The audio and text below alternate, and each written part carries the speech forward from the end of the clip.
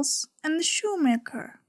There was once a shoemaker who worked very hard and was very honest. Still, he could not earn enough to live upon, and at last all he had in the world was gone, save just leather enough to make one pair of shoes. Then he cut his leather out, and all ready to make up the next day, meaning to rise early in the morning to his work. His conscience was clear, and his heart light amidst all his troubles. So he went peaceably to bed, left all his cares to heaven, and soon fell asleep. In the morning, after he had said his prayers, he sat himself down to his work, when to his great wonder there stood shoes already made upon the table. The good man knew not what to say or think at such an odd thing happening. He looked at the workmanship.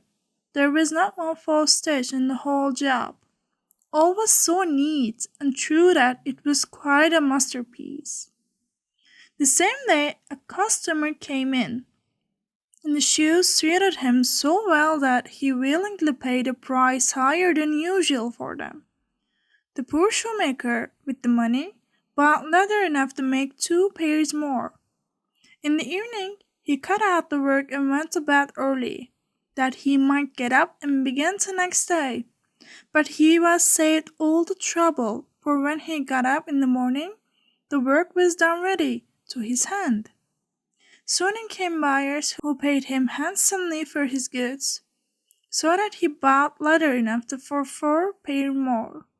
He cut out the work again overnight and found it done in the morning, as before.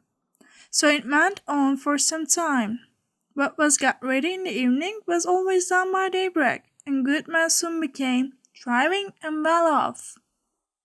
One evening, about Christmas time, as he and his wife were sitting over the fire chatting together, he said to her, "I should like to sit up and watch tonight, so that we may see who it is that comes and does my work for me."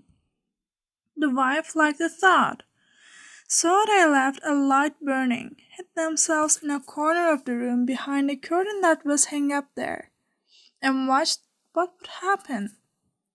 As soon as it was midnight, there came 2 little elves, and they set themselves upon the shoemaker's bench, took up all the work that was cut out, and began to ply with their little fingers, stitching and wrapping and tapping away at such a rate that the shoemaker was all wonder, and could not take his eyes off them. And on they went till the job was quite done and the shoes stood ready for use upon the table. This was long before daybreak, and then they bustled away as quick as lightning. The next day the wife said to the shoemaker, "These little boys have made us rich, and we ought to be thankful to them, and do them a good turn if we can. I am quite sorry to see them run about as they do, and indeed it is not very decent, for they have nothing upon their backs to keep off the cold.